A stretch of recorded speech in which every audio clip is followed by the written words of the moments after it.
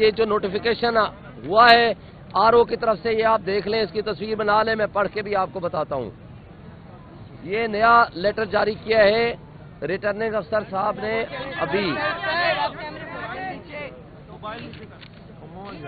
میں پڑھ کے بتاتا ہوں۔ In compliance of the orders of the honourable Election Commission of Pakistan the consolidated process for NA-47 ICT2 has been postponed till further orders from the ECP۔ یہ آج 11/2/2024 کا letter ہے۔ اس کی روشنی میں جو الیکشن کمیشن آف پاکستان نے صبح سٹے دیا تھا اس کو امپلیمنٹ کرتے ہوئے انہوں نے وہ آرڈر جاری کر دیا۔ جو ایک بات آپ کو بتا دوں، عمران خان نے ایک بات 1 سال پہلے کی تھی۔ یہ لوگ جو لندن پلان والے لوگ ہیں اور ان کے 3 کام کرنے کا ان کا فیصلہ ہے۔ سب سے پہلے یہ عمران خان کو جیل میں ڈالیں گے، اس کو نااہل کریں گے، اور اس کے بعد دوسرا کام کریں گے، یہ میری پارٹی کو ڈسمنٹل کریں گے۔ اس کے لیے کنگز پارٹیاں جو کچھ کر سکتے ہیں وہ کریں گے۔ تیسرا کام یہ کریں گے، جی تیسرا کام یہ کریں، پیچھے ہو جائے۔ تیسرا کام یہ کریں گے، نواز شریف اور شہباز شریف اور ان کی فیملی کے سارے مقدمات یہ کیا کریں گے، ختم کریں گے۔ جب یہ ختم کر لیں گے، پارٹی ڈسمنٹل کر لیں گے اور ان کو جیلوں میں ڈال دیں گے، پھر یہ الیکشن کی طرف جائیں گے، اس سے پہلے کبھی نہیں جائیں گے۔ یہ لندن ایگریمنٹ کا ایک حصہ ہے اور انہوں نے یہی کیا۔ اب جب دیکھا الیکشن کا اناؤنسمنٹ ہو گئی، سب کچھ انہوں نے کر کے دیکھ لیا۔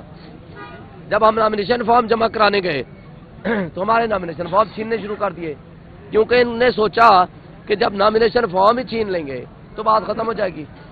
جب اس میں کامیاب نہیں ہوئے تو ہمارے پروپوزر سیکنڈر اٹھا لیے، جب اس میں بھی کامیاب نہیں ہوئے ہمارے کینڈیڈیٹس اٹھا لیے، جب اس میں بھی کامیاب نہیں ہوئے تو اس کرپٹ بیوروکریسی کو ساتھ ملا کر کے 90% سے زائد ہماری ٹاپ جو لیڈرشپ تھی بشمول میرے، ہمارے کاغذات ریجیکٹ کر دیے۔ میں میڈیا کی موجودگی میں اسی ریٹرننگ افسر کے ساتھ گیا، میں نے کہا آخری دن، میں نے کہا مجھے بتائیں کوئی میرے اوپر آبجیکشن ہے؟ انہوں نے کہا میڈیا نے ویڈیو بنائی، انہوں نے کہا جی نہیں ہے۔ رات کو 12 بجے آرڈر آیا، مجھے بھی انہوں نے نااہل کر دیا۔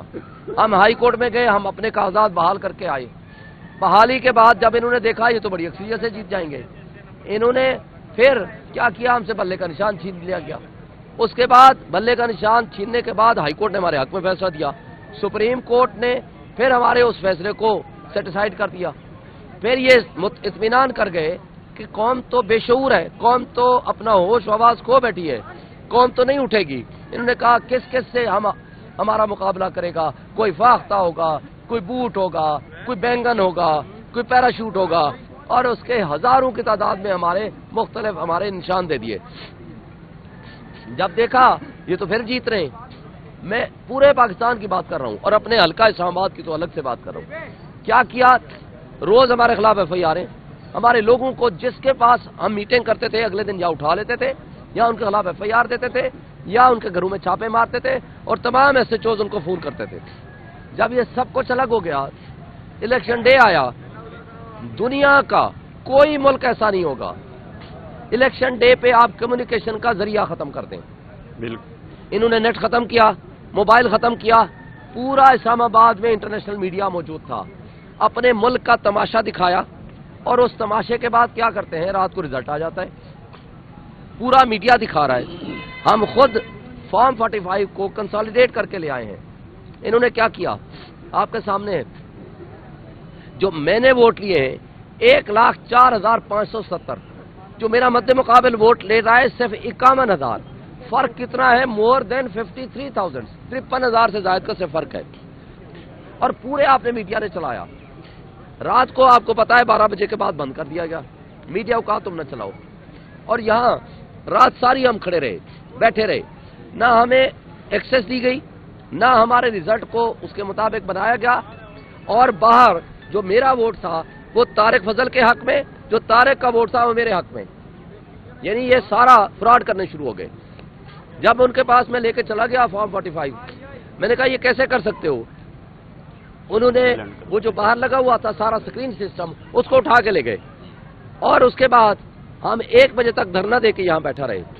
جب 1 بجے میں نے پریس کانفرنس کی تو انہوں نے کیا کیا کہ اس پریس کانفرنس کے نتیجے میں 1 منٹ پہلے وہ نوٹیفائی کر دیا فارم 47 اور میرے مخالف کو جتوا دیا، اور اس کے بعد آج ہم الیکشن کمیشن میں گئے، الیکشن کمیشن نے یہ سارا ریکارڈ دیکھنے کے بعد ان کا پروسیس آف کنسالیڈیشن آج روک دیا جو انہوں نے 12 بجے کرنا تھا۔ مگر میں یہ کہتا ہوں، کیا آپ ملک کو ساتھ لوئل ہیں؟ کیا ملک کے ساتھ سنسیئر ہیں؟ اس ملک کے 25 کروڑ عوام پہ آپ کو ترس نہیں آتا؟ کیا یہ ملک میرا اور ہمارے بچوں کے مستقبل کو آپ نے نہیں دیکھنا؟ کیا اس فراڈ کے ذریعے آپ سیاسی استحکام لے آئیں گے؟ کیا سیاسی استحکام کے بغیر معاشی استحکام ہو سکتا ہے؟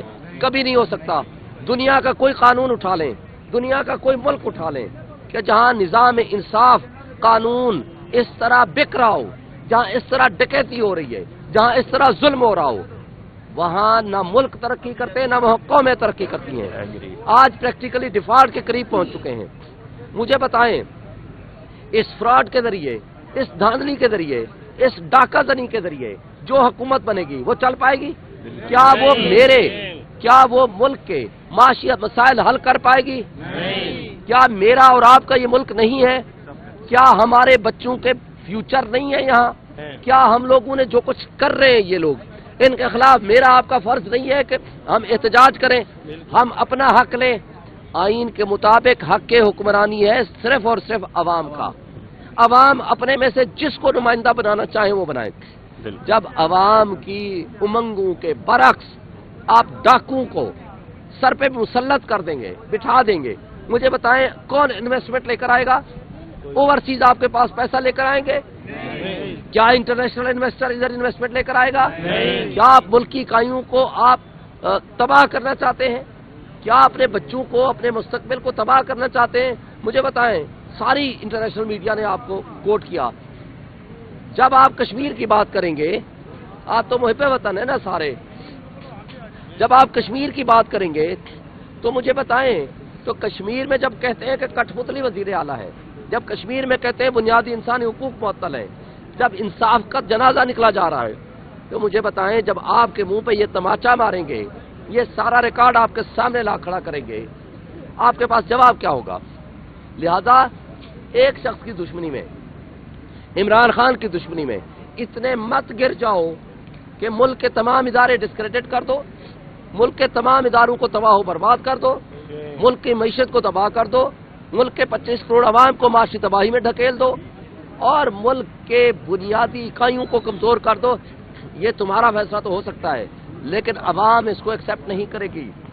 لہذا آج سے جب تک ہمارا رزلٹ درست نہیں ہوگا، روزانہ 2 بجے ہم یہیں آئیں گے، ہم یہاں احتجاج کریں گے جو کہ ہمارا بنیادی حق ہے، اور انشاءاللہ جب تک ہمارے حقوق ہمیں نہیں مل جاتے ہم اس اپنے حق کو لے کے رہیں گے۔ اور دوسری بات، آج بھی میں ان کو کہتا ہوں جو ڈرائنگ روم میں بیٹھ کے فیصلے کرتے ہیں، ان کو چاہیے چلے جاؤ جیل، معافی مانگ لو۔ ایک شخص کی دشمنی میں ملک کو آپ نے 2 سال میں کنگلا کر کے تباہ و برباد کر دیا۔ آپ نے ریفرنڈم دیکھ لیا، لوگ قوم آپ صرف عمران خان کو چاہتے ہیں، جاؤ معافی مانگ لو، وہ فتح مکہ کی طرح تمہیں معاف کر دے گا، انشاءاللہ ملک اچھے طریقے سے چلے گا۔ اور اگر آپ نے اس طرح کی گھٹیا حرکتیں جاری رکھی تو ملک کا نقصان ہوگا، اور تم لوگ جو چند بدماشیہ اوپر بیٹھا ہوا ہے، وہ بدماشیہ کو لوگوں نے خس و خاشاک کی طرح مٹا دینا۔ شکریہ۔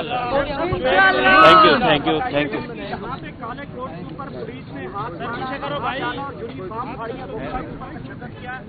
خواتین کو اپنا اوپر تشدد کیا، کیا آپ ان کے خلاف ریئیکشن دیں گے؟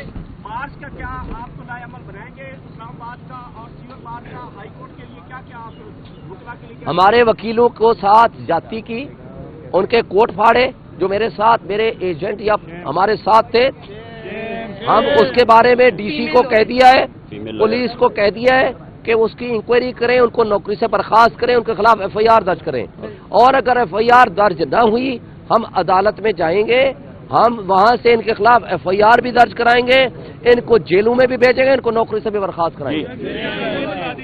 کہ الیکشن کے روز آپ کو اندر آر او آفس جانے کی ایکسیس نہیں دی گئی، آج آپ اندر گئے، آر او صاحب سے بھی ملے، ڈی آر او سے بھی ملے، تو کیا انہوں نے آپ کی یقین دہانی کروائی اور آپ کو یقین ہے کہ یہ آپ کے جو نتائج بدلے گئے ہیں یہ درست ہو پائیں گے یہاں سے، یا پھر آپ کو عدالت عثمیٰ جانا پڑے گا؟ دیکھیں، ان سے تو کوئی امید نہیں ہے، لیکن ہو سکتا ہے اللہ ان کی آنکھوں کے اوپر جو پردہ آیا ہوا ہے وہ ہٹا دے، کیونکہ بے ضمیر انسان بھی کبھی زندہ ضمیر تو ان کا ہو سکتا ہے نا، انسان ہے، ان کو ضمیر جگانے کی کوشش کی ہے۔